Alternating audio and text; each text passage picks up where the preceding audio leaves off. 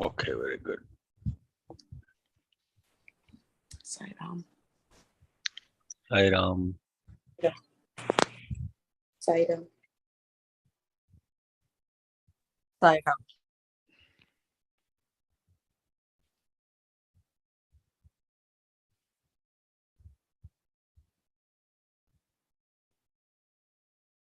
If you are able to, please, while I'm chanting today, we'll also chant Ganesha, Ganapathi Atharva Sirsham. And tomorrow, I will do the learning module for Ganapathi Atharva Sirsham with recording at 2 o'clock. Oh, I'm Branimir. I'm showing up as Branimir. Okay. Let's get started. Om.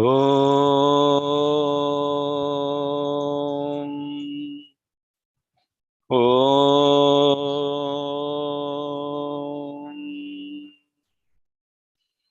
Om.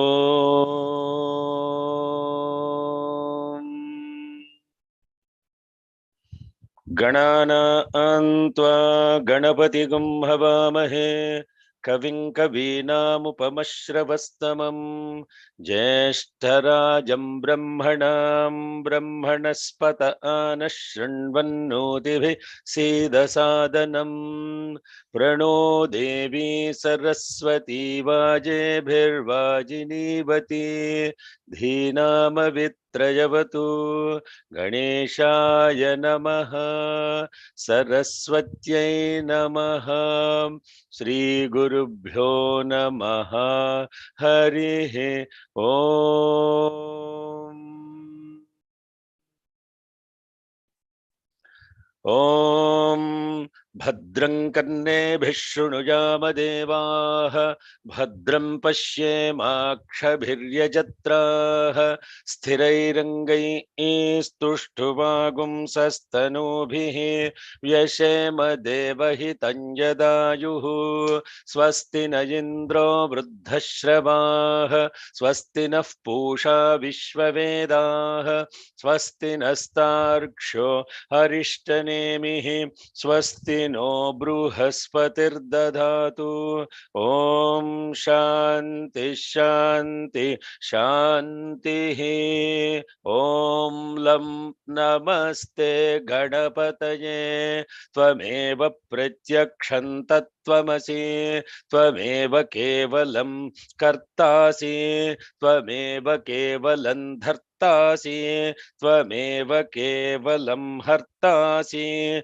Tvameva Sarvam Khalvidam Brahmasi Tvam Sakshadatmasi Nityam Ratam Vachmi Satyam Vachmi Avatvam Mam Avavaktaram Avashrotaram Avadhataram Avadataram Avanuchanamavasishyam Avapashchatta Avapurastakat Avotarata Avadakshinata Avachordhata Avadharata Sarvato Mam Pahi Pahi Samantat Tvam Vangmayastvam Chinmayaha Tvam Anandamayastvam Brahmamayaha Tvam Satchidananda Dvitiyosim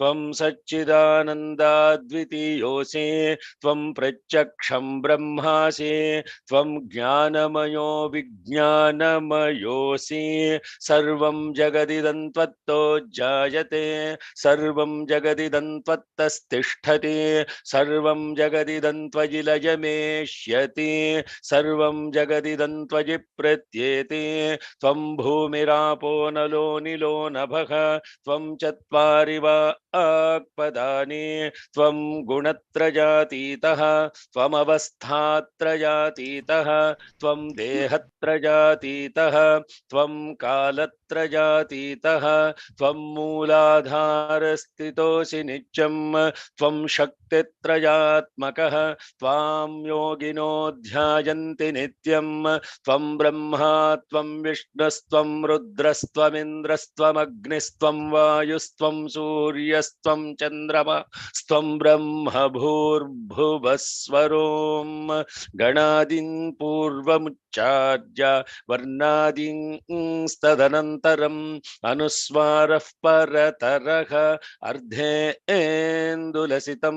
तारेण रुद्धम् एतत्तव मनुस्वरूपं गकारः पूर्वरूपम् अकारो मध्यमरूपम् अनुस्वारश्चान्त्यरूपम् बिन्दुरुत्तररूपम् नादः सन्धानं सगुंहिता सन्धिः सैषा गणेश विद्या गणक ऋषिः निच्छृद्गायत्री छन्दः गणपतिर्देवता ॐ गं गणपतये नमः एकदन्ताय विद्महे वक्रतुण्डाय धीमहि तन्नो दन्तिः प्रचोदयात् एकदन्तं चतुर्हस्तं पाशमङ्कुशधारिणं रदं च वरदं हस्तैर्बिभ्राणं मूषकध्वजं रक्तं लम्बोदरं शूर्पकर्णकं रक्तवाससं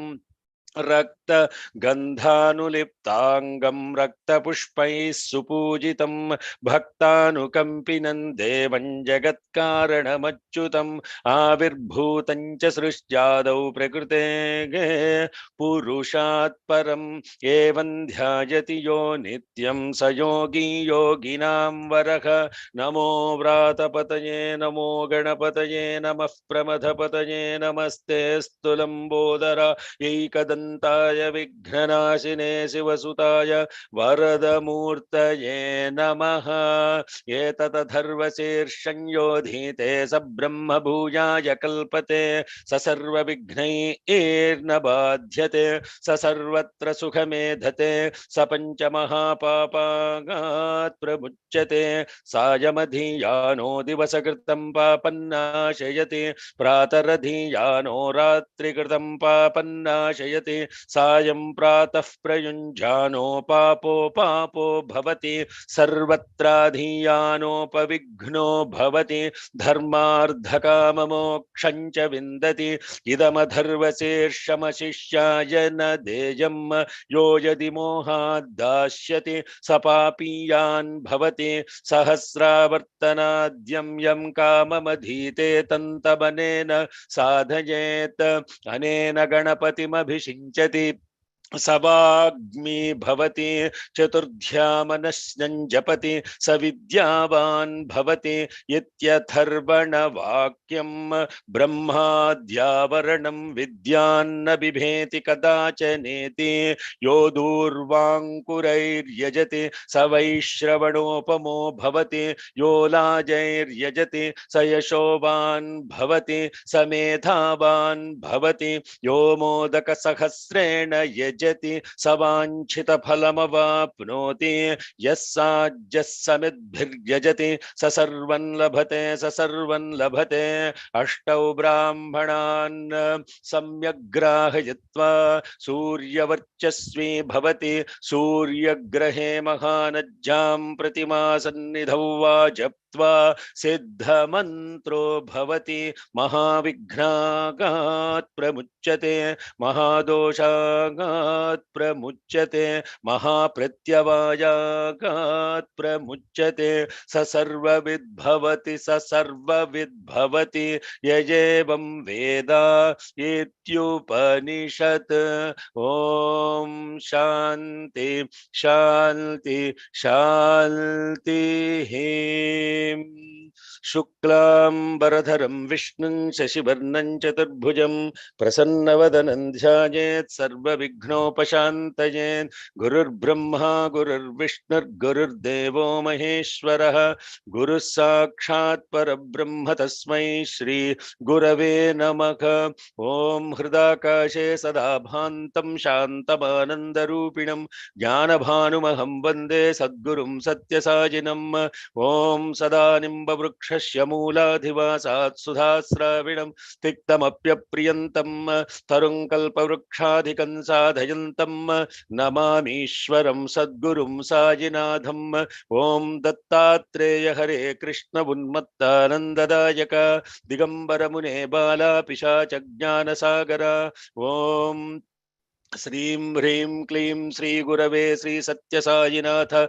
Sri Padukam Pujayami Namaha Om Srim Hrim Klim Sri Paramagurave Sri Shirdi Sajinatha Sri Padukam Pujayami Namaha Om Srim Hrim Klim Sri Parameshti Gurave Dattatreya Swami Sri Padukam Pujayami Namaha Hari Om Tat Sat Vagishadhya Sumanaku Sarvardhanamupakkrame Yamnatva Kritakrtyashu Tannamami Gajananam Antarayat Viropashantaye Shantapavanamachintya Vaibhavam Tannaram Vapushikunjaram Mukhe Manmahe Kimapitundilam Maha Om Sri Mahaganadhipataye Namaha.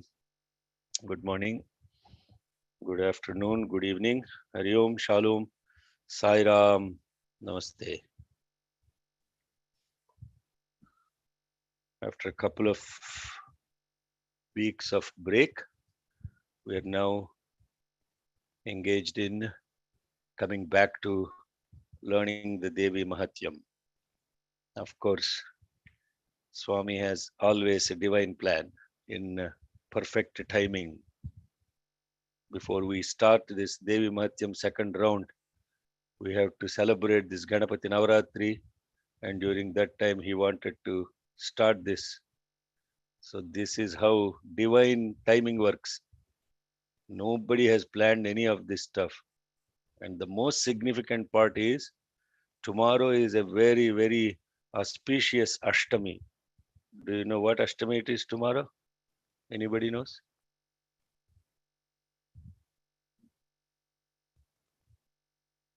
No?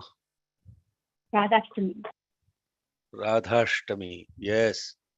Tomorrow is Radhashtami. See, Krishnashtami, Radhashtami, Durgashtami. Tomorrow we'll talk about Radha. Today let's focus on Mahaganapati. All these Ashtamis are very, very powerful Ashtamis. So on the auspicious Radhashtami, we'll be starting Devi Mahatyam second round after going through this beautiful understanding the Prakriya of Purvanga. Now, invocation of Mahaganapati. Mahaganapati is none other than our complete self. First and foremost, you have to understand this.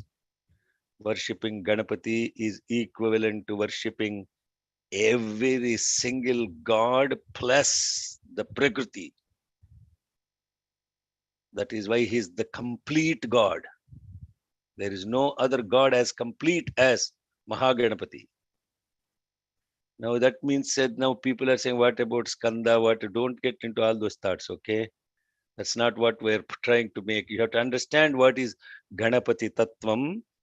And once you understand what this Ganapati Tattvam is, then you will truly appreciate what an incredible, complete Siddhi Vinayaka, Varasiddhi Vinayaka. This Siddhi and Buddhi are the two most important aspects of the mind and the intellect to connect to the Supreme Consciousness. And the one who has mastery over the Siddhi and the Buddhi is Mahaganadhipati. Now, the most common Vedic chant we all do is Ganana Antva Ganapati Gum Havamahe. Gananan Tva Ganapatim. You are the master of all the Ganas. Gananantva Ganapatim. That's the literal meaning of what is said. Gananantva Ganapatim. Havamahe. Havamahe. I am going to invoke this Gananantva Ganapati. What are the Ganas? How many Ganas are there? What are the Ganas? What does the word Gana mean? And what does it mean that there is a master over all these Ganas?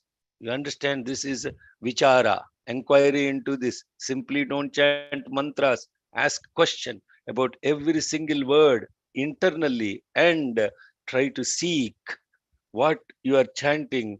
Then the true bliss of chanting will be enabled.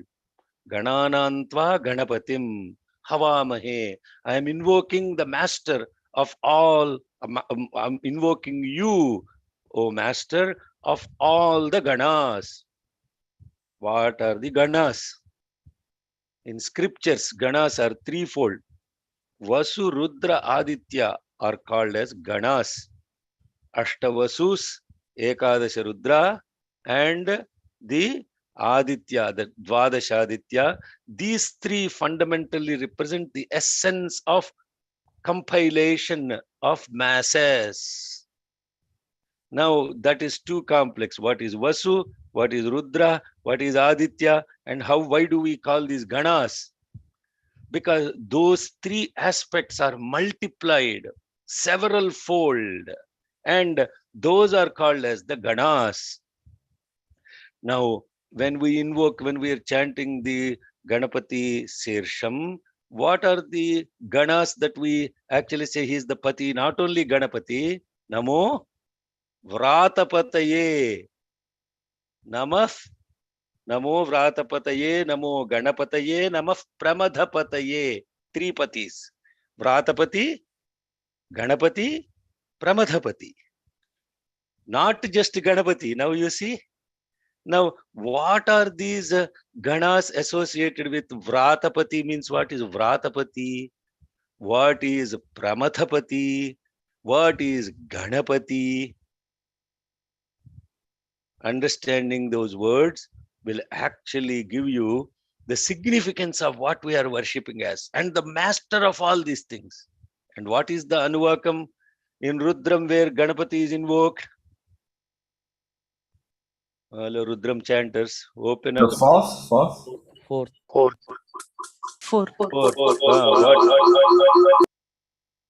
Those are Ganas speaking. Okay. So what is that Anuvakam? Nama avyadhini vividhyantebhyascha namo namavuganaabhyastragam namo namo gritsebhyo gritsapatibhyascha namo vratebhyo vratapatibhyascha namo ganebhyo ganapatibhyascha namo virupebhyo vishwarupebhyascha namo mahadvyaka क्षुल्लकेभ्यश्च वो नमो रथिभ्यो रथेभ्यश्च वो नमो रथेभ्यो रथपतिभ्यश्च वो नमो नमः सेनाभ्यः सेनानिभ्यश्च वो नमो नमः क्षत्रुभ्यः संग्रहीतृभ्यश्च वो नमो नमस्तक्षभ्यो रथकारेभ्यश्च वो नमो नमः कुलालेभ्यः कर्मारेभ्यश्च वो नमो गणे कुलालेभ्यः कर्मारेभ्यश्च वो नमो पुञ्जिष्टेभ्यो निषादेभ्यश्च वो नमो इषुकृद्भ्यो धन्वकृद्भ्यश्च वो नमो मृगयुभ्यश्वनिभ्यश्च नमो नमः Svabhyashvapatibhyascha vo namaha. See, my mind was going into all the manifestations as I was chanting. How many different types of masses are there? The complete structure of the entire universe and who is doing what functionality is described in this Anuvakam. It is such a profound, and we have not paid attention to what it is to be. These are called jatis. That means a compilation. Or in systemic taxonomy, it is referred to as compilation by genus, species, and then all the different stuff. Scientifically, I'm not talking about philosophy here. Scientifically, each genus, species, there are orders, there are phyla, there are orders, there are genus, there are species, and then there are varieties. How classification happens? Homo sapiens is one word for the entire human being. Now, how this classification has occurred? So that means based upon the functionality of a particular class, a name is given to them. So what is this function? How is this function enabled? How many different types of functions are present? Innumerable number. Based on the function, a name and a form. Function will actually compile function, right? What is seeing is I, that is a function. So like that, what is the function, action associated with it? And for each of these actions that are now systematically ordered, there is a pati, there is a lord associated with it. And the lord of all the functionalities of the universe is Ganapathi. Now you see, have we ever tried to pay attention to that, which is the master of all functionalities of the universe?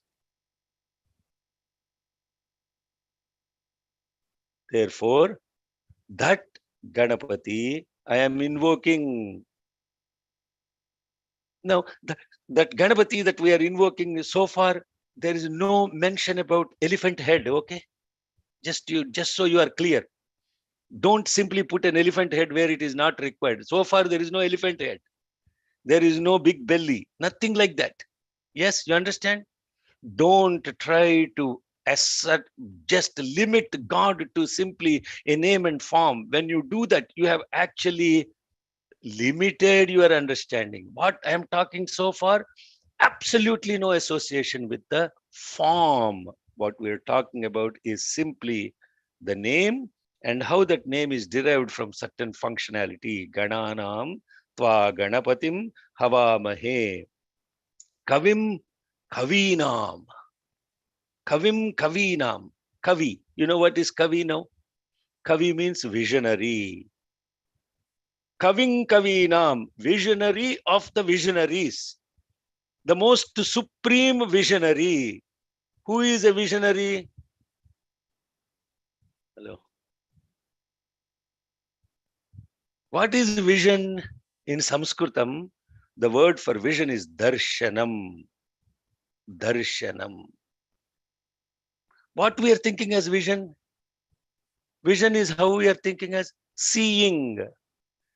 Seeing is not vision. Bhagavan did a beautiful play one time with the students in the interview room. He asked the students to close their eyes and then imagine a tree for a few seconds. Imagine a tree. And then he said, open your eyes. He asked, what did you see? Describe to me. Some guy said leaves. Some guy said trunk. Some guy said bird. Some guy said flowers. All they were describing. What did they miss?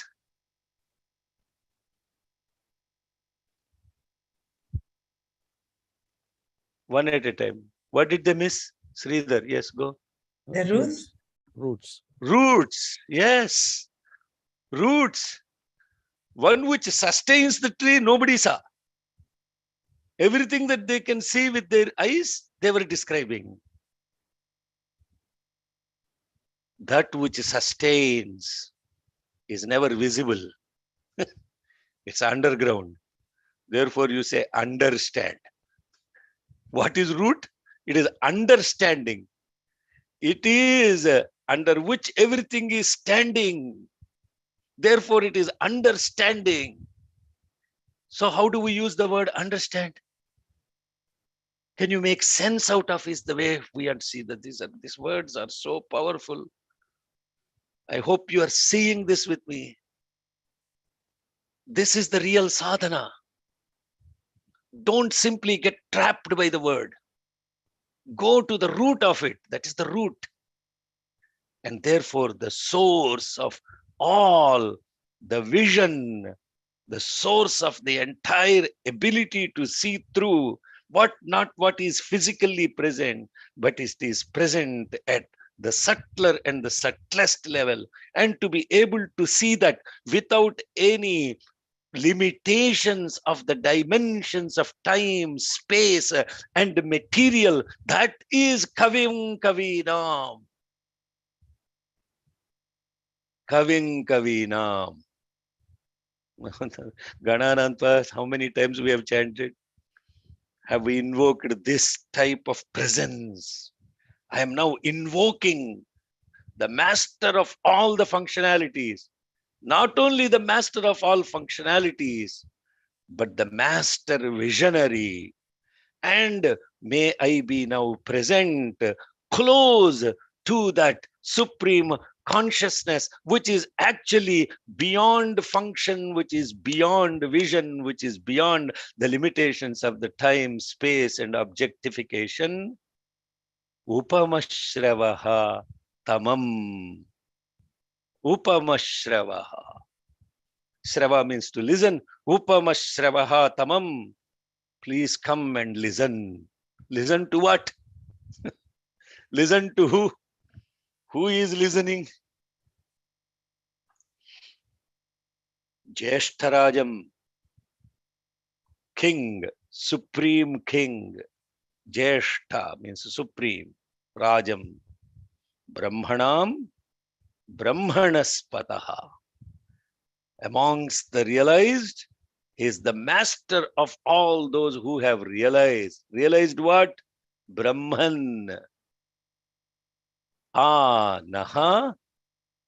Come close to us. Utibhihi. See the sadhanam. Be in this presence, here and now. Next time you chant Ganapathi mantra, all of this should be invoked. Not simply, nobody pays attention to the Ganapathi. That's the most atrocious thing I have noticed. Even in center bhajans, nobody wants to sing a Ganesh bhajan. I don't know why. They think that Ganesh bhajan is for lower level people and they should sing only the higher order bhajans. Singing Ganapathi is the essence of not just supreme consciousness, the supreme consciousness. That supreme consciousness embodied in this beautiful Jivatma. Therefore, who is Ganesha? We are all ourselves Ganesha. You are the Ganesha. If you don't properly invoke Ganesha, that means you don't love your own self. Forget loving others. First, love starts with you loving yourself. First, you have to grace yourself. Then only God can grace you. So chanting Ganapathi is loving yourself, living yourself. And without that, the rest of it didn't matter. Why loving and living yourself is so important? And why is how is Ganesha related to that? Ganesha, now we are coming into this aspect about this form of Ganesha. Antaraya timira upashantaye shanta pavanam achintya vaibhavam tannaram vapushi kunjaram mukhe manmahe kimapi tundilam mahaha. Now form is invoked. Antaraya timira upashantaye. In the context of dealing with this objective world, antarayas means those that interfere. What interferes? Timira. Timira means what? Darkness. Darkness interferes with your present, with the when you are present. Darkness is interfering. What is darkness? Darkness is ignorance. Ignorance of what? Ignorance that you are not God. ignorance that you are some stupid fellow, ignorance that you are fit for nothing, ignorance that you are created limited, ignorance that you are completely non-divine, ignorance that divinity is completely absent in you and is present elsewhere else, and you can realize it only when you die and go to heaven. Until then, there is no divinity. This is complete ignorance. Duality is the 100% ignorance that God is present elsewhere. And so what's interfering with this? Thimira, this darkness, antaraya, creates the obstacles. And the one who takes away all that obstacle of ignorance, upashantaye, shanta, pavanam, complete peace. Why is now Ganesha associated with peace? Because of big ears. What is this big ear stand for? The big ears stand for the ability to listen. You are peaceful when you are able to listen. Listen to what? Okay. Now this, what I have to pay attention, otherwise I will be talking Ganesha for the entire few weeks. Okay, 29. Okay. So Shantam, Pavanam, Achintyam. Achintya is a very, very beautiful name. The one which is favorite of Shankaracharya.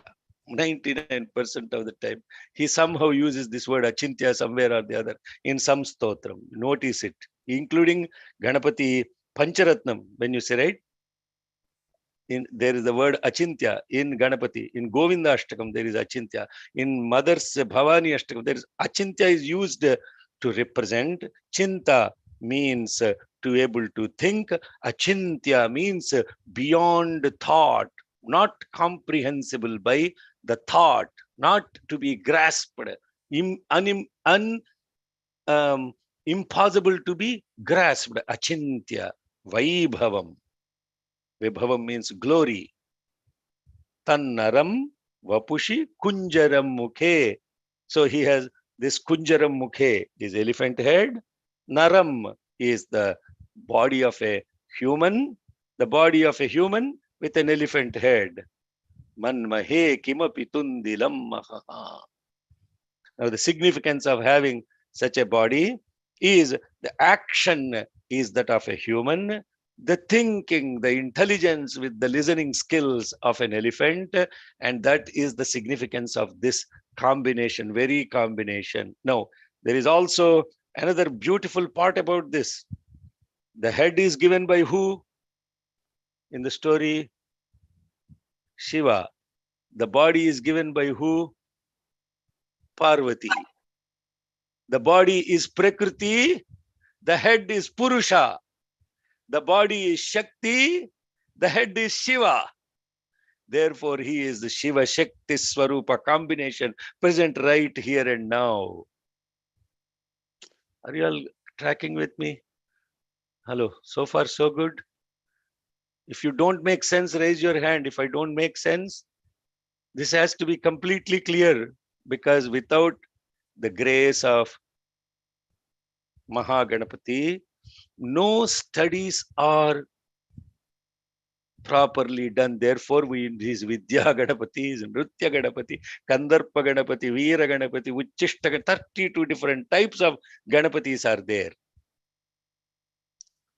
Now, this beautiful Ganapathi, Vagishadya Sumanaku Sarvardhanam Upakrame, Yannatva Kritakrutyashu Tannamami Gajananam. All of you should learn Ganesha slokas perfectly and try to understand them. Then only your intellect and the mind will be sharpened. Vagishadya Sumana, even the Vagisha. Who is Vagisha? Brahma. Even Brahma before creation has to be paying attention to this supreme wisdom, consciousness present here and now as the Shiva and Shakti together, and that is the power of Ganesha. Kavim kavinam upamashravastamam jeshtarajam brahmanam brahmanaspatah anashrunvan utibhi sidasadanam. We completed that. We completed Antarayati Miropashanti. Vagishadhyas Sumanaku. Then the most commonly chanted sloka by everybody, but they are completely clueless about this. Even Pandits do not have an understanding of this slokam. What is this slokam? Shuklam Bardharam. There you go. Shuklam Bardharam. Somebody asked, why do you do this? Why do you do this? And then why do you do this? Also, the squats. Why do you do squats for Ganesha? Why do you do squats for Ganesha? And why do you do this when you chant Shuklam Bardharam? Anybody who knows? Why do you do this? Be present. One at a time. Yes. To be present. To be present. Why? This is to be present. This is presence. Why this? Only do this? No. So I came to know that there are some energy points on these segments. So when we do this, we kind of energize our whole body when we start chanting. This is something I heard from. Yes. Okay, that's very good. This temple area is the most sensitive area. Please, I don't have to be careful in saying that if you want to kill somebody, just hit at that spot. Instantly gone. Temple area is the very, very sensitive area. And this is the reason why we get also press these points here. Pressing these points relieves the stress, right? And then most of the time, if you are really stressed, you hold your head like this, no, only, no. Hello. Where are you holding you? Where are in Telugu we call it talapattu kuchani, like this. This is the place where you hold your hands like this. And this aspect of it, therefore, invokes the context of invoking, energizing the sensitive area around the head. Now, why do you do squats? For Ganesha. Good exercise. This is for intelligence, the rest is for the body. We said he is not God that is present elsewhere. He is present within you. And who are you? You are nothing but your body and mind intellect. And the body you have to invoke through the squats, and the mind and the intellect through this, right? And this is about presence, awareness. Now this you do before you starting the worship, right? Now, the beauty of all of what we're talking about is not just divinity. Now, you have to understand, there is animal awareness, there is human awareness, there is divine awareness, and there is supreme consciousness, Parabrahman.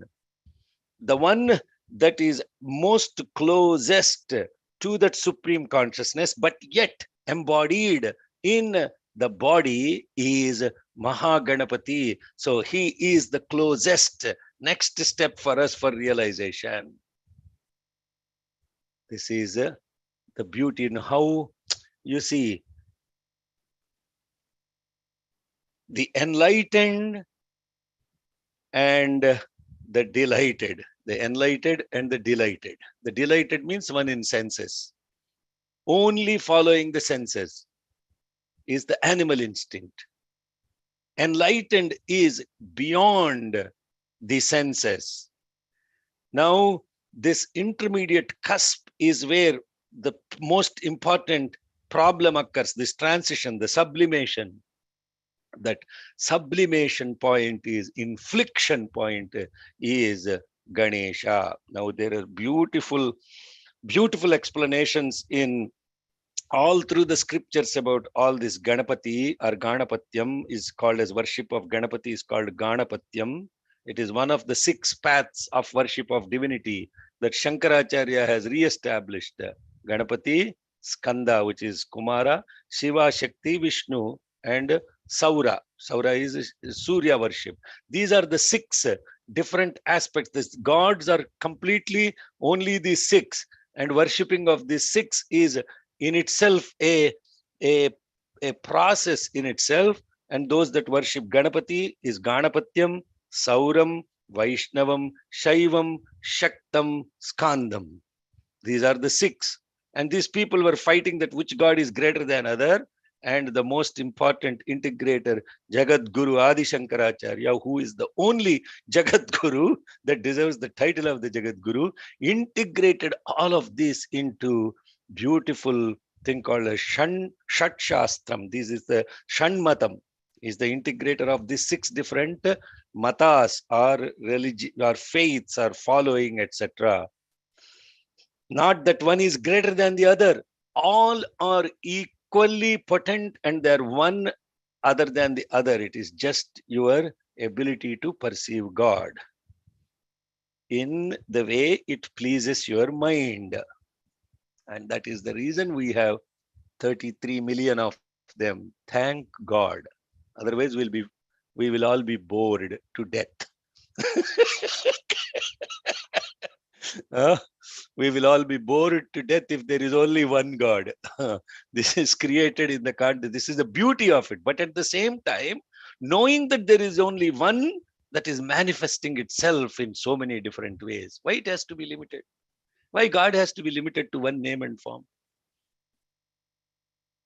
Why, if that is the case, why don't you simply eat the same food every day for breakfast, lunch, dinner, snack? Just have only one food. See what happens. So we come to this next slokam. Shuklam Baradharam Vishnum Sheshivarnam Chaturbhujam Prasannavadanam Dhyaye Dhyaye Dhyayet. Both are correct. Dhyaye means singular. Dhyayet means together. So when you are chanting together, it is Dhyayet. If you are doing it alone, it is Dhyaye. Shuklam Baradharam Vishnum Sheshivarnam Chaturbhujam Prasannavadanam Dhyayet Sarva Vignopashantaye. Now, what is the description of this mantra word by word? See, we have to understand the vachyardha. What is the shabda and the ardha? Shabda is the vibration, ardha is the meaning. And those two go together, inseparable. Only if your awareness is limited simply to what you comprehend as the artha, the vibration will be also accordingly. You understand? So, Yantamatramuna yavvaru talachina antamatrame nivu. Yantamatramuna is beautiful kruti by Annamacharya. Yantamatramuna yavvaru talachina. Whatever is to the capacity of the individual, so they think, so you are. Not you meaning, it is referring to God. So if you whatever is your awareness limited to that, if your awareness is limited only to your own eye, from the thought to the skin, God will also be 100% like that only.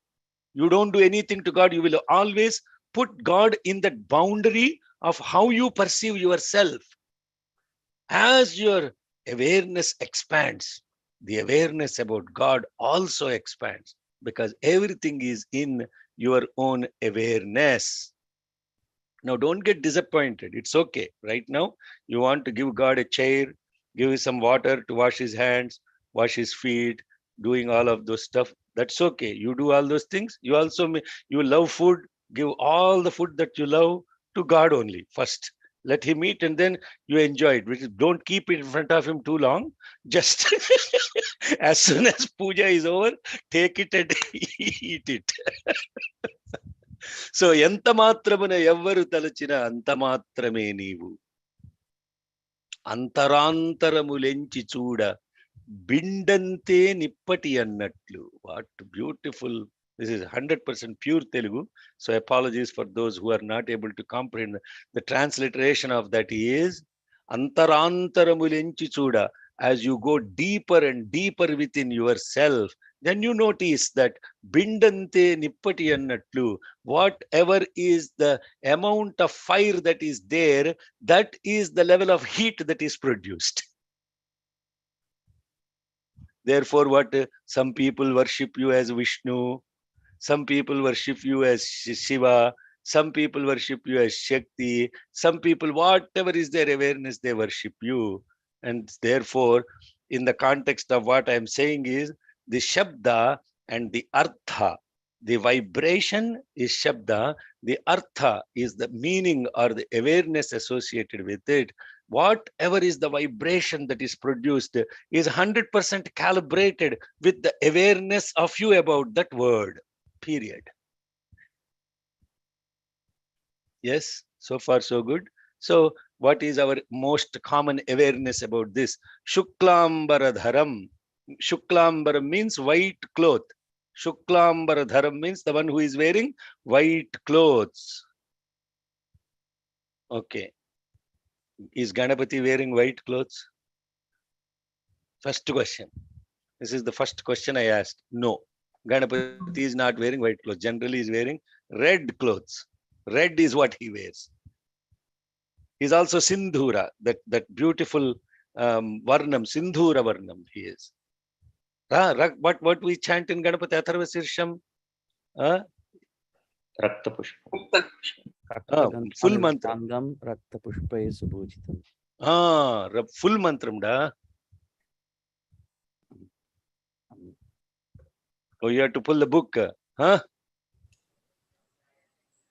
It comes after Ekadantam chaturhastam pashamangkushathariणam Varadam Raktair Bibranam Mushakadvajam Raktan Lambodaram Shurpakarnakam Raktavasasam Raktagandhanuliptangam Raktapushpai Supujitam Bhaktanukampinam Devam Jagatkaranam Achyutam Avirbhutam Srishyadau Prakrutai Purushat Param. Prakrutef Purushat Param. Okay. Now, there it is. He is Raktamalyambaradharam. He is wearing red clothes. He is not Shuklambaradharam. Why you are saying Shuklambaradharam? Then next thing word is Vishnu. What? Vishnu? Vishnu doesn't wear white clothes either. Also, why are we bringing Vishnu in the context of Ganapathi? So, Shuklambaradharam. The next word Vishnu. Vishnu doesn't wear white clothes. What clothes he wears? Blue. Pitambaram. Pitambaradharam. Okay. So there in itself, there is the first disconnect. Shuklambaradharam, Ganapathi doesn't wear. Vishnu doesn't wear Shuklambaradharam. Then next question is Shashi Varnam. Shashi Varnam means, Shashi means moon. Varnam means color. Color of the moon, again white. Ganapathi is not white. And this Vishnu guy is not at all white. Shashi Varnam. Okay, Chaturbhujam. Chaturbhujam, Vishnu has 4 shoulders. But then there is Prasanna Vadanam. Beautiful, pleasing face. Dhyaye. I invoke that Sarva Vignopashante. The last line, remover of all the obstacles, applies to Ganesha. The rest of the slokam doesn't apply to Ganesha. So who are we invoking? Are we invoking Vishnu? Are we invoking Ganesh? Actually, the one who is white and completely wearing white clothes, etc., and completely crystal complexion is who? And wearing Shashi is who is that? Shiva. But that guy doesn't have 4 hands. So who are you invoking in this shloka? Have we all looked at this shloka ever? Shuklam Baradharam Vishnum. Everybody is chanting this shloka. 99%. Have you actually asked, what am I chanting? You have no clue. Complete confusion.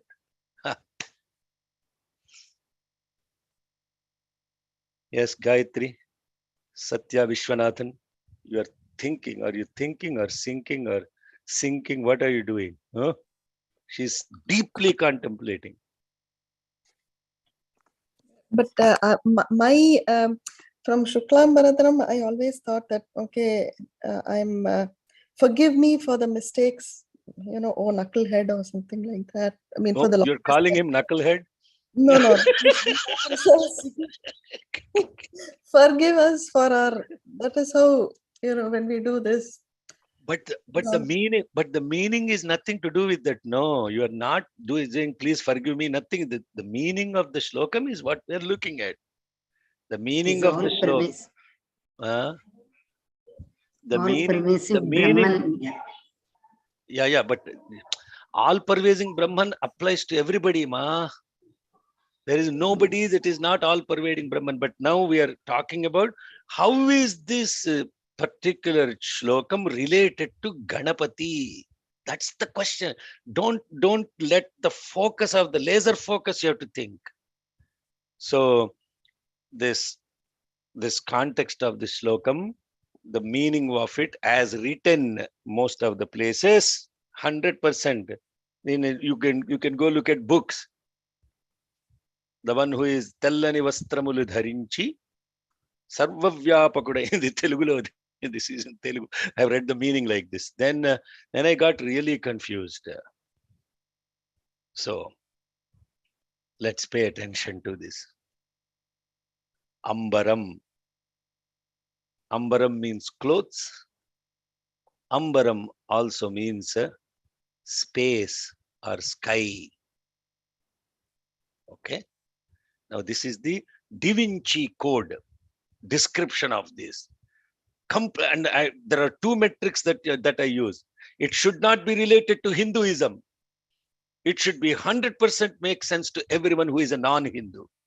If you apply that metric and then you describe it, and everybody who is a non-Hindu, doesn't matter, he's a Hindu, Christian, whatever, undeniably it has to apply to the entire human consciousness. Then only you got the true meaning. Otherwise, you don't have the meaning. Because Supreme Consciousness, Parabrahman, is not limited to Hinduism. Divine Supreme Consciousness has to be applicable to every individual, every being. Ambaram. Ambaram means space or sky. Shuklam means pure, unsullied. Shuddham, completely pure. Sky. Shuklambara. Dharam, the one who is wearing the entire pure space as his vesture.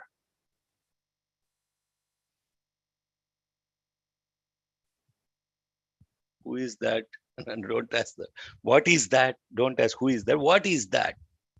Because the moment you say who, then you limited God to, again, some icon and something like that.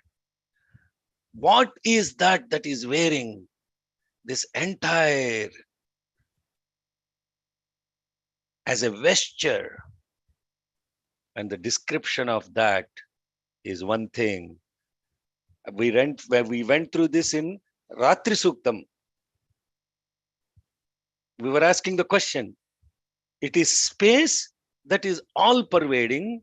In space, everything. Space is the vesture of every single aspect of this universe. No, there is nothing here that is not embodied. That means what?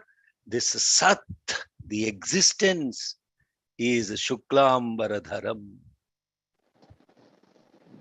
Hello, are you all with me now? So far, is that making sense? Yes. Vesture is something that covers the entire body, right? Vesture means dhara, where ambaram means what you wear. So imagine that which has space as its vesture, space that is complete, pure, and complete colorless, because it is actually colorless.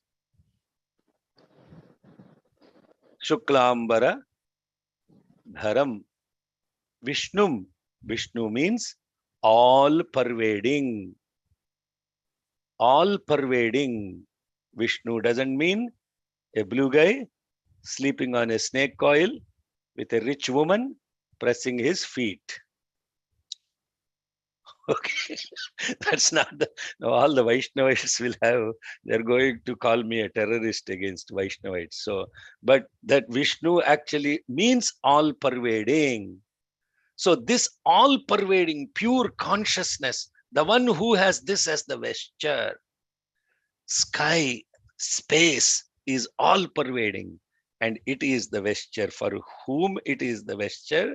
Shuklam Varadharam Vishnum Shashi Varnam.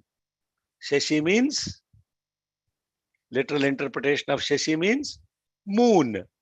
Shashi Varnam. Varnam means one which receives. Varna, one which actually enables. Varna. So Varna, Shashi Varna means the one which is enabling. Here the moon represents the mind, in which the moon shines. Now, so far so good. Now, hello. All of you are clear about in the sky there is moon and the moon is shining. And the moon is shining. The moon representative of the mind, which enables the mind to actually shine. In which the moon, the mind is shining. That means the mind is deriving its complexion, its own existence, because of that which is all-pervading, unsullied, pure consciousness. Shashi Varnam. Hello, so far so good? Let my heart reflect thy light, Lord, as the moon reflects the light of the sun, in love, always in love. Hu Allah, Allahu Allah, Hu Allah, Allahu. That is the moon. Your own mind is deriving its existence and lustre from this all-pervading pure consciousness. Chatur Bhujam. Beautiful word. Yeah. What is Chatur Bhujam? 4 shoulders. That is the literal interpretation. Bhuja means actually experience. From the word Bhuj came Bhojan. That which is experienced, enjoyed, is what is called Bhojan. Not just food. Hello. Food is what we enjoy, but food doesn't actually, whatever is enjoyed is Bhojan. Bhuja means experience. The 4 different types of experience. What are the 4 different types of experience? Somebody can speak up. What is the 4 different types? English, English. I'm sorry. Waking state, dream state, deep sleep state, and the Turiya state. That is the state which governs all 3. In between, which is. Yeah. So the one which is present through the 4 states of experience. Chaturbhujam. Prasanna Vadana, Vada also means to express. Prasanna Vadanam means the one which is expressed in complete peace and serenity. The one which is the first, the Chaturbhujam is the experience. Prasanna Vadanam is expression of the experience. Dhyayet. I am meditating upon that.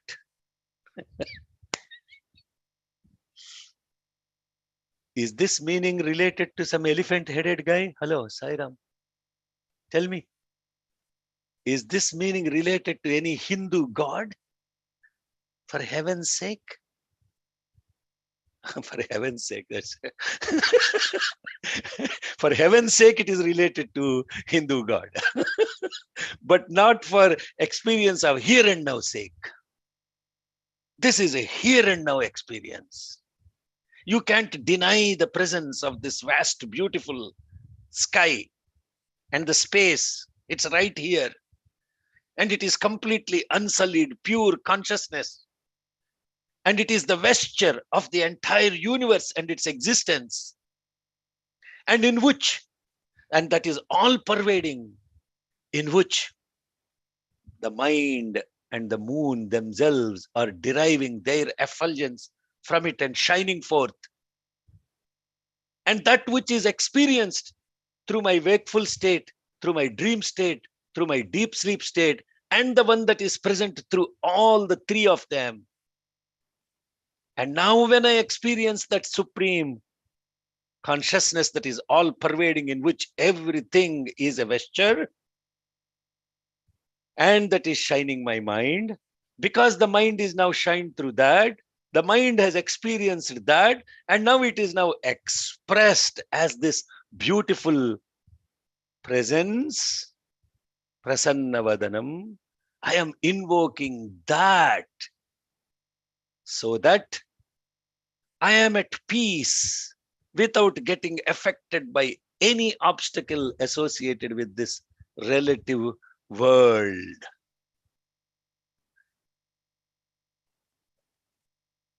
Are you blissed out?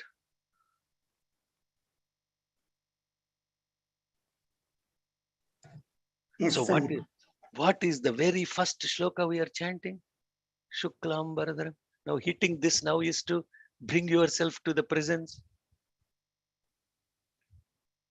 You're bringing your body, mind, complex, everything into this presence, which is pure, unsullied, space, which has its vesture, the all-pervading space that is unsullied as its vesture. That is a Sat.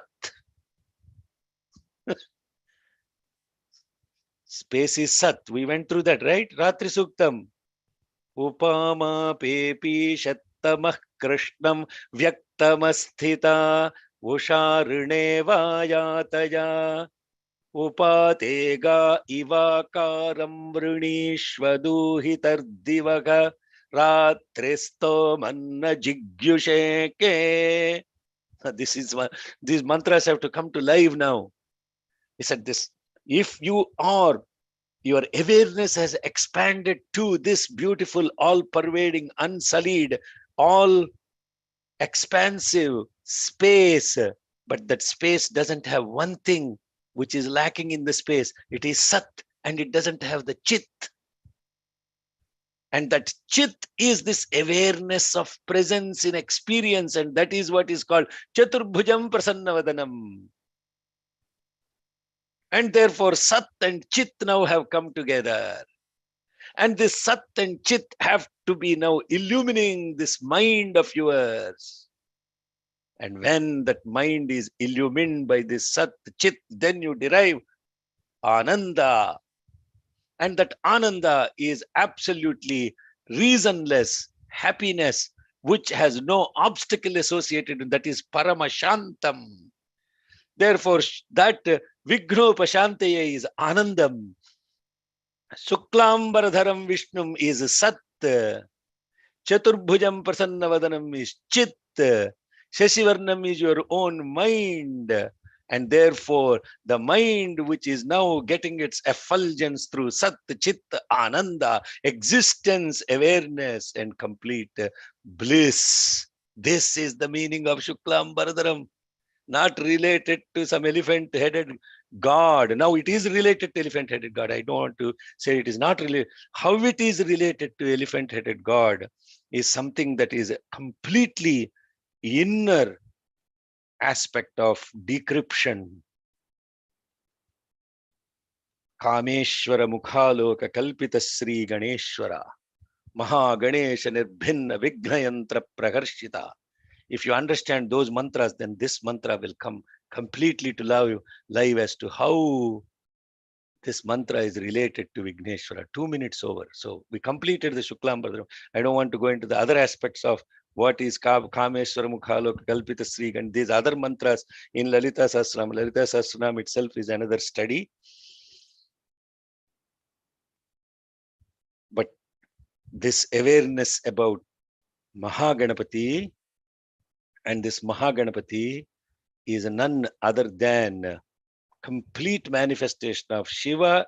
It is manifestation of the Sat Chit Ananda as the Paramatma, but also related to the Jivatma, which is the individual self. Therefore, Ganesha is the combination of the Purusha, the Prakriti, the Ishvara, the Jagat, and everything completely present together is Mahaganapathi. Don't take him lightly.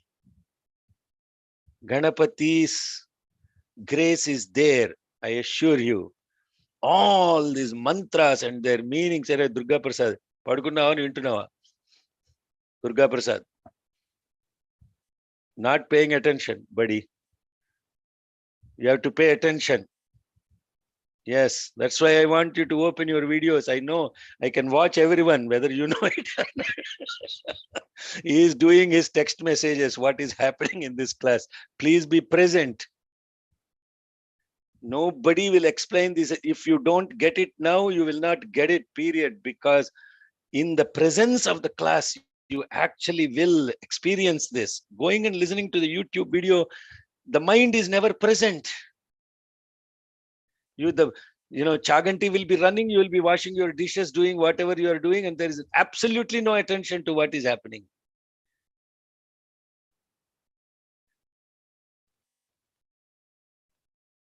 Now,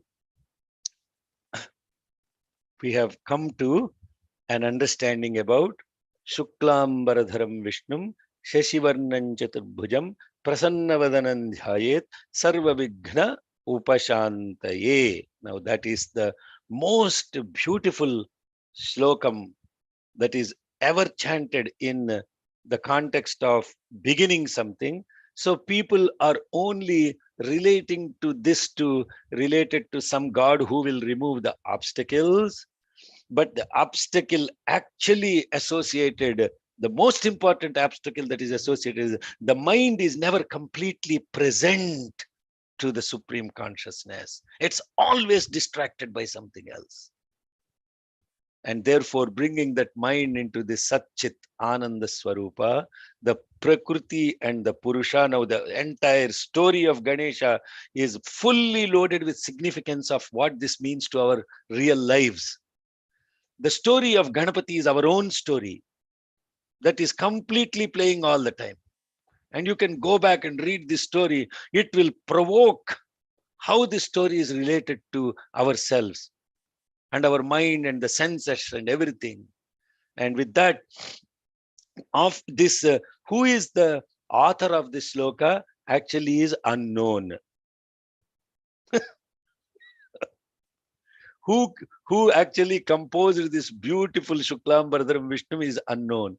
But by the nature of it, it is very, very much like a Bhagavan Vyasa is the only one who can be able to give this kind of, it has to be a Shankara, an Adi Shankara or a Maharshi Vyasa. Only those kind of intellects can actually compose or actually invoke this type of shlokas. Now, there is also another one that is usually chanted, Agajanana Padmarkam, Gajananam Aharnisham, Anekadam Tam Bhaktanam Ekadantam Upasmahe. That shlokam is not generally chanted with the first one, because that one is now description more about what this beautiful Jivatma does to Shakti and how the Shakti itself is enchanted by the presence of this beautiful Vignesha.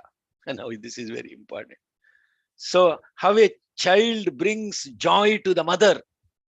Imagine if the mother doesn't have a child, and because of the child, the mother means whatever parents are doing so much in life with joy and also with entanglement, whatever you may want to call it. And so that joy associated with serving another one who came out of you, because you see a replica of yourself, and therefore that joy is like a lotus blooming. When the sun comes, the lotus blooms. Yes, the lotus blooms when the sun is present, sunlight is present. But this lotus of Shakti's face, the mother's face, is always blooming because Ganesha is always around her. The lotus blooms only when sun comes. But her face is blooming because Ganesha is always with her. Agajanana Padmarkam. Now you see, Gajanana means elephant head. Agajanana means? See, these are the words. This is a very beautiful. Now this is a pun shloka. Gajanana means elephant headed. Agajanana means? Parvati is How? sun. How? Aga means mountain. Ja means born. That is Himavan's daughter is Parvati. So, Right. Agajanana Padma. Gat means one which moves. Agat means one which does not move. One which does not move, thankfully, is a mountain. And the mountains, born from the mountain, which is Parvati, according to scriptures. Agajanana, Agaja means Parvati. Anana means face. And if her face is like a lotus, Gajananam Aharnisham. And the Gajanana is the one who is the delight to the lotus-faced mother, which is delightful face of the mother is because of the presence of this Gajanana, Agajanana, Gajanana. Now you see how they're playing with the words. This is the beauty of Sanskritam. No other language has this kind of beautiful expressibility in such completeness. And Agajanana Padmarkam, Gajanana Maharnisham, Anekadan Tam Bhaktanam. What people are chanting? Anekadantam Bhaktanam means the devotees have a lot of teeth, and you fellow, you have only one tooth. Ekadantam Upasmaya. This is the so these slokas are written in such a way that they are making sure you are paying attention to what you are saying. So if you never paid attention to the sloka and you are chanting, you're saying Anekadantam Bhaktanam. All the bhaktas have Anekadanta. And you have only one danta, Ekadanta Upasmahe. What does it make? I have 32 teeth. You have only one tooth. Therefore, I am greater than you, but yet I am praying to you. That is not what it means. Anekadam. Dam means boon. Anekadam. You give everything. Bhaktanam. You give everything to your devotees. Oh, Ekadanta, I am now worshipping you. Upasmahe. Why he gives everything to the devotees? You see, when somebody approaches him to do something, Ganesha is immediately he gives the boon, just like his dad, maybe even faster than his dad. That's the nature of the love of Ganesha. The Ganesha is such a loving form, no? And especially the Ganesha in Puttaparthi, this individual has experienced the immediate manifestation when right in front of that Puttaparthi Ganesha, unquestionably, including, Swami has to oblige when he gets an application from him.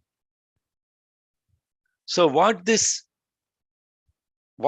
immediate boons that he is giving is the word Ekadanta is used with a very beautiful connotation to his love, unconditional love. See, supposing somebody asks you to write down, scribble what they're talking. Who did this to him? To Ganesha? Bhagavan Vyasa. Vyasa had to find somebody who is the script writer for the entire Mahabharata. And then he could not find anybody who can grasp so quickly the concepts of what the fifth Veda of Bhagavan Vyasa. So he went and asked Ganesha. Ganesha said, he said, you have to write, without stopping, because it's like a flow, stream of consciousness. And then you all know the story, right? And then what Bhagavan Ganesha said? Ganesha said, I will definitely write the entire thing, but here is the thing. You have to tell the shloka, you knowing and being completely aware of the shloka.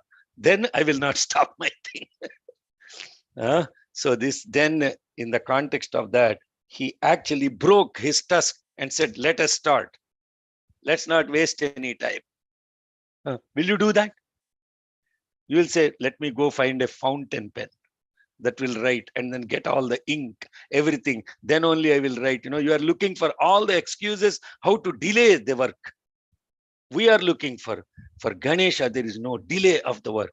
His complete presence in wisdom and action. Therefore, that is the Ganesha that we are invoking today.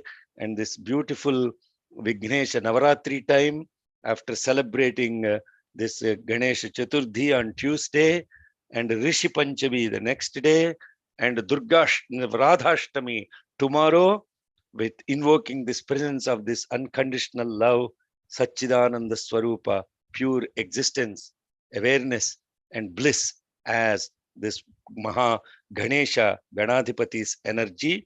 We will restart the Devi Mahatyam from tomorrow, but now this iteration will be completely different from the iteration of last time.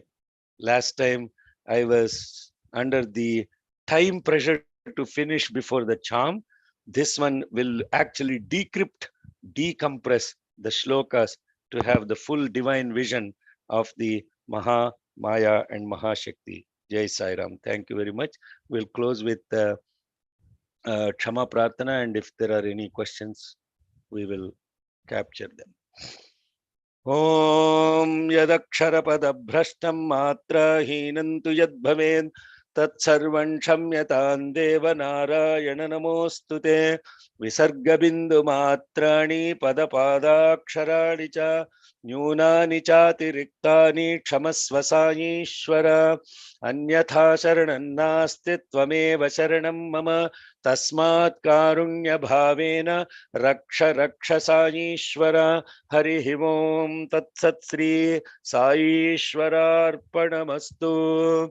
Om Swastif Prajabhyah Paripalayantam Nyayena Margena Mahim Mahishah Go Brahmanebhyah Shubhamastu Nityam Samastalokah Sukhino Bhavantu Samastalokah Sukhino Bhavantu Samastalokaah Sukhino Bhavantu. Om Shanti Shanti Shanti. Sairam, let me see if there are any questions or comments. Okay, Swati Iyer is asking who are the 32 Ganeshas, 32 of forms of Ganesha. They are the 32 forms of Ganesha are Bala Ganapati, Taruna Ganapati, Bhakti Ganapati, Veera Ganapati, Shakti Ganapati, Dvija Ganapati, Siddhi Ganapati, Uchchishta Ganapati, Vighna Ganapati, Kshipra Ganapati, Heramba Ganapati, Lakshmi Ganapati, Maha Ganapati, Vijaya Ganapati, Nritya Ganapati, Urdhva Ganapati, Ekakshara Ganapati, Varada Ganapati, Triakshara Ganapati, Kshipra Prasada Ganapati, Haridra Ganapati, Ekadanta Ganapati, Srishti Ganapati, Uddanda Ganapati, Rana Vimochana Ganapati, Dundhi Ganapati, Dvimukha Ganapati, Trimukha Ganapati, Simha Ganapati, Yoga Ganapati, Durga Ganapati, Sankatahara Ganapati. Thank you for asking. You made me chant his 32 beautiful names for his complete grace on all of us who are doing this Veda study. Yes. Now, the other most important shloka for those of you who got the Ganapati Diksha, Mahaganapati Mantra Diksha, Mula Mantra Diksha. This Mula Mantram of Ganapati is a very, very powerful mantra. You all know that mantra.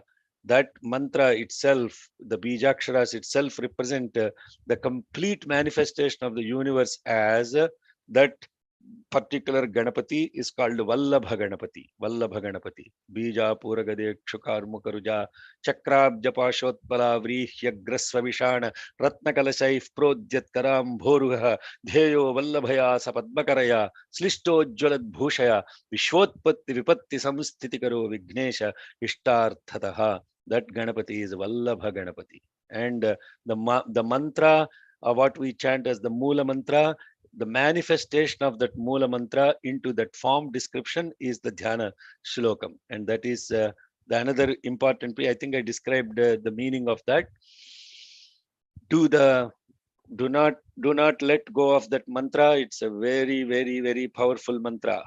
And there is a story also in Tapovanam with Bhagavan. You can go read that story about manifestation of that beautiful Ganapathi. How that mantra enables manifestation of the Ganapathi. Tapovanam. There is a chapter about what's the Swamiji's name? I think it is Amrutananda. Krishna Amrutananda. Yes. Who read Tapovanam? Aunana. Yes. Yeah. Amrutananda. Yes. So Amrutananda. Swami showed him the form of that exact mantra, how it appears in form. Okay, because he did Purascharana for that mantra, Swamiji, Amrutananda, 40 million times of chanting. Purascharana ante Antera Krishna? He knows all these details. Yeah. Vinapadatla. Not able to hear. Okay. Okay. So just okay, Unni Krishnan warrior, just a personal observation. We talk about Sarupyam. All these chantings of shloka is the way to experience Sarupyam, at least when one chant these. This is just a reflection. Yes, sir. Can you elaborate on that? Yeah, yes, Sairam. Yes. But just thought crosses my mind. Sarupyam. So when we chant Om Sairam and meditate on that, there is, of course, there is a Sarupyam, but that's really on the Shabda part of it. Whereas when we go through this elaborate description of the divine in these beautiful, through these beautiful compositions, we are actually channeled to visualize the divine, the cosmic form, the Virat Swarup in its, from here, expanding into the universe and coming back.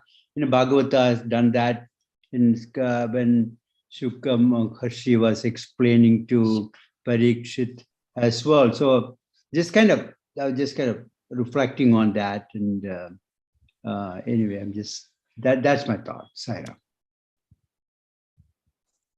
It's a very powerful, you always say blissed out. It's a very powerful, captivating revelation that, here it is. Each time you go through that, you just feel like you're going up and far above this particular location where we are, Sarah. Yes, sir. So the Sarupya is the Sarupya, Salokya, Sayujya are the three states of our own awareness. When our awareness takes that form which we are invoking, it is Sarupya. When that awareness is about totally understanding or in the zone with that, what is being invoked, it is Salokya. When it is one with it, it is Sayujya. So how does this apply to our mind? I was explaining this in a satsang in Boston last Saturday. What we call as I know, what you call as I understand, what I call as I am aware, all these three things are not the same. I know doesn't mean you understand it. I know that an aeroplane flies in the sky. You know it. You know by what? By perception. but you actually don't understand it. Because to understand how an aeroplane flies in the sky, you need to have studied about all the aspects about aerodynamics, aeronautics, and all those other kinds. That is understanding. That is salokya. Sarupya is perception. Salokya is actually understanding. Sayujya means you yourself are able to fly like an aeroplane.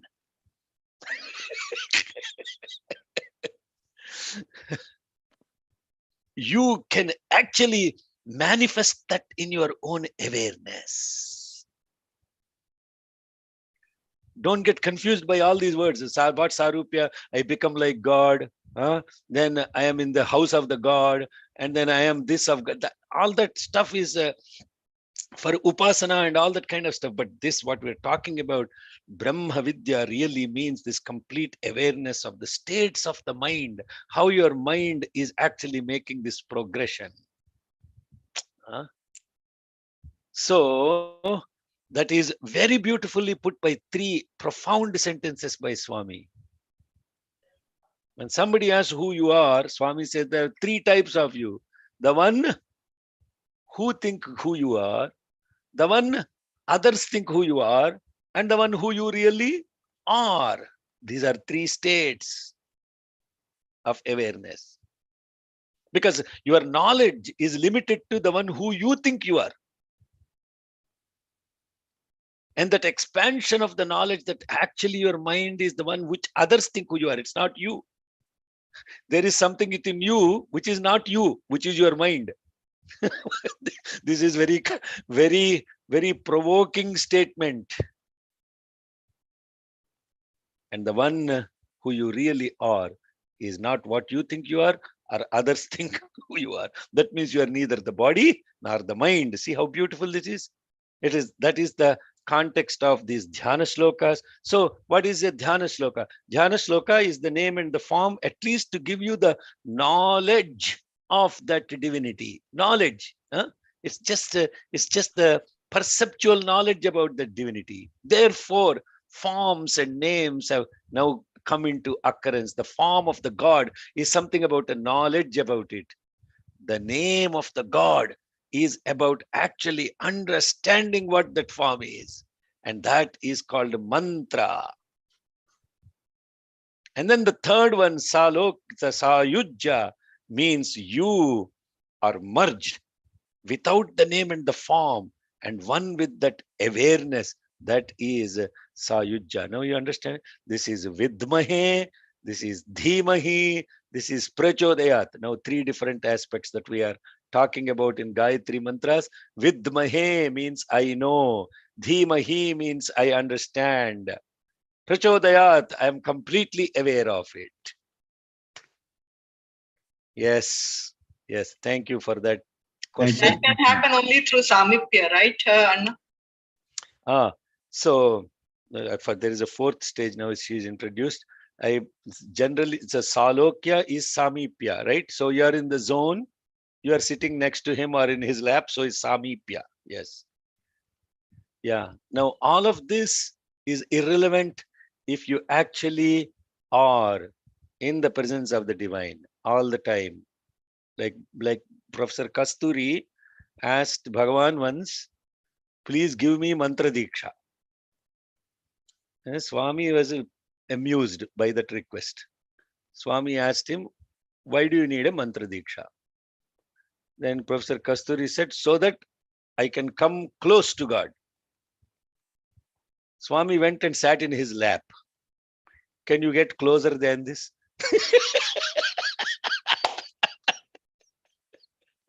Can you get closer than this to God? So that Samipya is God is here and now. Samipya. So all of this, anyway, I don't want to sound too philosophical here, but that is what is Gayatri, you have raised your hand, ma? Yeah, my question is, does Ekadantam also stand for non-dual nature? Beautiful, yes. What is Ekadantam means? Ekadanta is actually an indirect description of Tattvamasi. Ekadantam, right? Dam means boon, tam means you, eka means you and I are one. Tattvamasi. Ekadantam, not one tusk. Ekadantam means Tattvamasi. Yes. What is Tattvamasi? Tattvamasi in English is thou art that. thou art. That thou art. That thou art. Okay. What is it? Durga Prasad, you have any question? Sagam vinna, sagam vinledu. Velipayadu. Durga Prasad. Sir, no, sir. Question endana? No, I'm reading on articles these days. They're saying Ganapathi is not at all mentioned in Vedas, and he's been brought in recently. I think they mentioned some 100 BC or something. I forgot the actual year, but they say it's a recent phenomenon. And also and they have given some explanation. This Gananantva also, it refers to Brihaspati and not related to Ganesha, actually speaking. Now, what are we talking as Ganesh? First and foremost, that is actually not correct. It's incorrect. Rigveda invokes Ganapathi. Now, what is Ganapathi? What we're talking about? How are they referring to Ganapathi? Are they referring to Ganapathi with an elephant head guy and that kind of as a Hindu iconic god? So these people that are writing these articles, they're so limited in their perspective. They're actually not, they don't even know what they're talking about. Ganapathi, Bruhaspati, it's the same word. Bruhat, Pati. Bruhat means the entire cosmos. The one who is the Lord of the entire cosmos. The one who is the Lord of the entire functionality of the cosmos. Are they different? No, they are not. Okay. So who is Bruhaspati? When you hear the word Bruhaspati, what triggers in you? He is also the leader of all. Yeah, that is according to Puranas. That is according to mythology. That is nothing to do with pure consciousness. Vedas are not talking about Puranas. Puranas came much later when the rishis tried to bring these concepts that are described in the Vedas so that people like you and me can understand through stories. You understand? So let's be aligned on this. So the word Bruhaspati is no different than Ganapathi. It's like when you actually look at Ganapathi, if you are limiting Ganapathi, which by no means justified, to just that elephant-headed, big fat obese guy running around on a mouse. That is creation of the form in the context of understanding what that supreme consciousness, and that is how from the Vedas came the Puranas, the Itihasas, and now it has come to WhatsApp messages. And anybody can write anything. And you can believe what they write on your favorite group. Okay, that is my perspective on that. So Bruhaspati, Ganapati, Vratapati, Pramathapati, all these are patis, the lords, that are not necessarily interpreted as the iconic Hindu god related to an elephant head. See, this is, I get annoyed by seeing these comments. Some guy writes, Hanuman, comma, the monkey-headed god. That's what he writes. Ganesha, comma, the elephant-headed god. That means what these people have done, just like they have limited God to one particular name and form, meaning a guy with a hair flowing and white clothes stretching his hands out. They have limited the gods of Hindus to the description of what the form looks like. You understand? Don't get distracted by all that. And if you are distracted, refer to me. Okay, we'll have an offline conversation. Okay, that's what you're reading while the class is going on. No, sir. It's prior reading. Okay, Ganesh, Chandrasekhar Ganesh. Your question, Kana? No, actually, there is a reference of Mahaganapathi to be the seat of the Mooladhara chakra. Yes, yes, very good. This is another point that that is also very important. Now, what is Moola Adhara Chakra? How do you understand those words?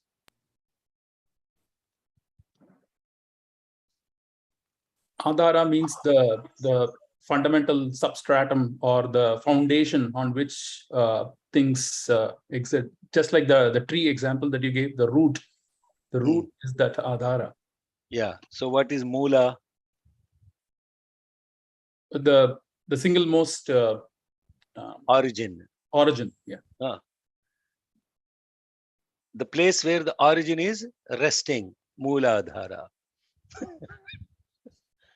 Now, what is this Mooladhara? Now, then you use the word chakra. Now, so this is the reason why it's very important. See how much trapped we are. The moment you hear, like I was explaining to Durga Prasad, right? The moment this guy says Hanuman, immediately he had to put a comma and write the monkey-headed Hindu god.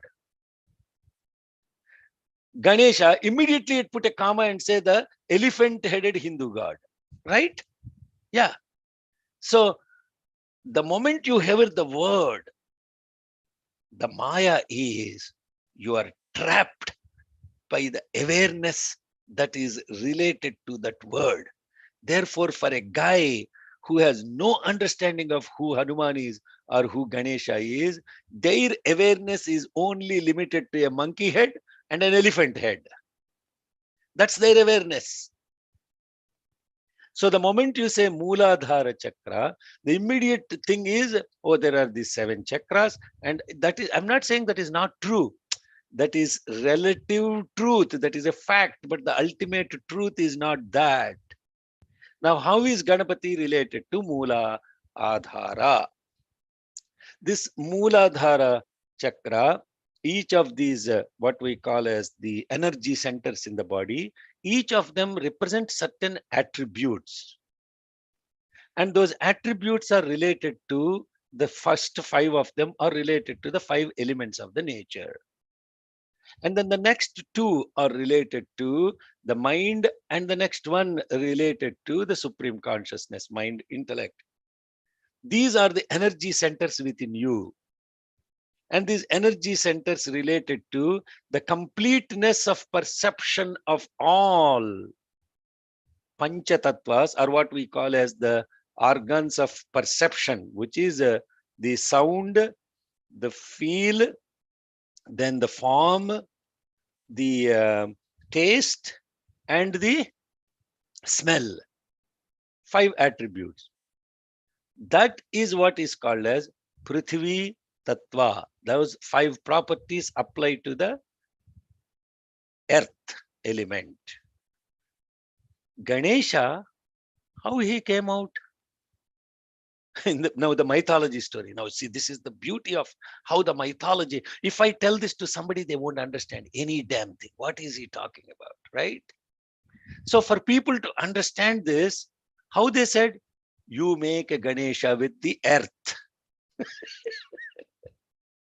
Therefore, you make the Ganesha with the mud, with the earth, because he is the complete aspect about perceptual knowledge associated with the sound, feeling, touch, with the form, with the taste, with the smell. So he is a divinity of complete perceptual sphere. You can't miss him. And therefore, he is made out of Mother Earth. Mother Earth has those 5 properties. And that energy center associated with the Mother Earth is located in you in the place called Moola Adhara. now instead of going, now when you look at it from that perspective, now you see how beautiful the whole concept is and how beautiful even the story is about Ganesha, and how beautiful is the ritual associated with making Ganesha every year with mud. How beautiful is the ritual associated with worshipping Ganesha with 21 leaves, grass blades, 21 flowers, 21 fruits, and all these things, which is nothing about the mother nature. And who is mother nature? It is Prakriti. And who is this Prakriti? It is Shakti. And who is now this guy that his head is put upon, which is the blessing of Shiva, therefore is the combination of Shiva, Shakti. And what is this associated with now putting this guy in the water doing Nimajjanam? That means just like that Maha Ganesha who came out of the will of the Kameshwari and the Kameshwara, you are the Jiva, but this Jiva that is manifested by the Shiva Shakti grace, which is you, the individual who came out of this Shiva Shakti, has to also go back and merge in this Shiva Shakti, and therefore the Nimajjanam happens.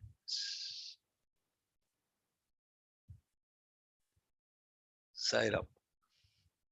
Mooladhar, you ask one simple question, you triggered the whole. See, now this is complete analysis. This is the complete vichara aspect of it.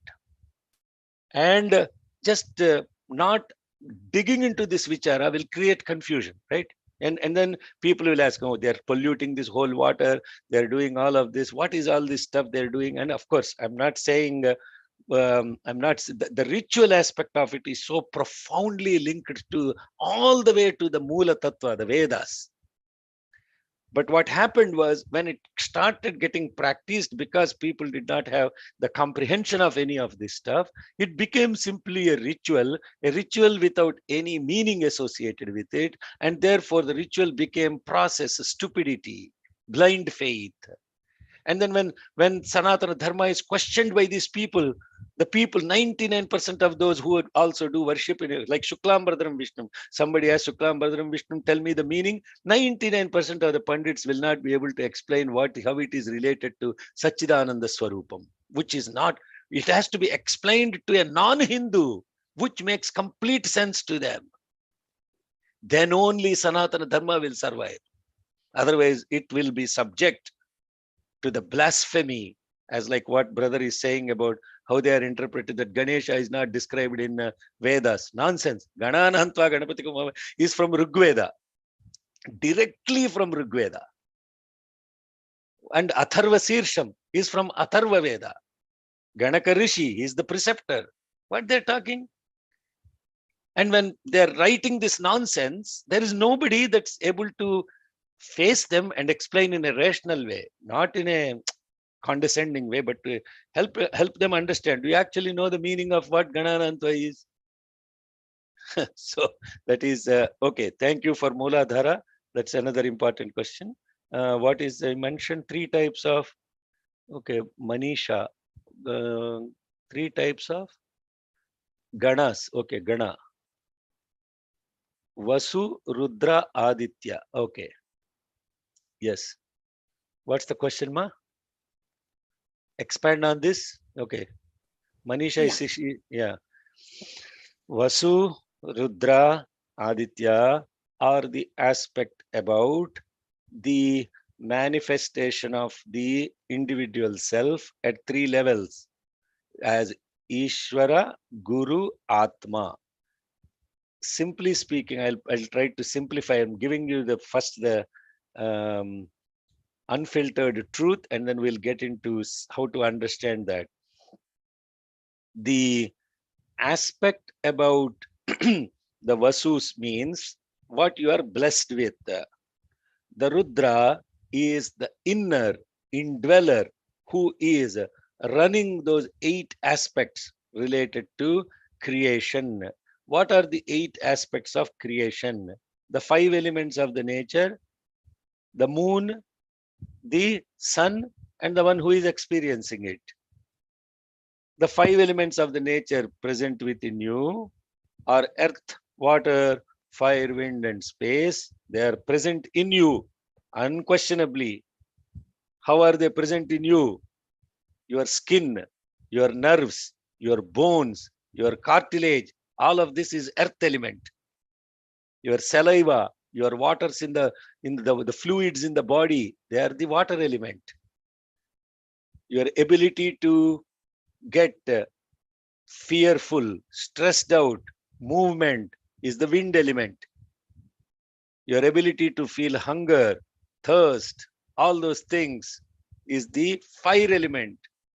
Your ability to store information, remember, recollect, data storage, iCloud is the space element. All the 5 present outside only. They're also present inside. The moon is the mind. The sun is the intellect. And the doer, the ego. Those are the 3. How many it became? 8. Who is running these 8? Those are Ashtavasus. The one who is running those is Rudra inside you. And the outside is the sun, Aditya. So how many Ganas are there? And who are the master of these Ganas? Vasu, Rudra, Aditya. Yes? Are we aligned? Yeah. Okay. Okay, Sairam. If there are no other questions, did I miss anybody's question? I hope not. Suhasini, okay. All right. 32 types of good. Okay, Sairam. So let's finish with Om and 3 Shantis. And tomorrow we'll start the Devi Mahatyam first chapter. And in the meantime, those of you who have learned, please go ahead and sign up. And you should please pencil those timings. At least you can listen and participate. Every month we are doing it, and so let us do it with lot of devotion and togetherness. Jai Sai Ram. Om Shanti Shanti Shanti.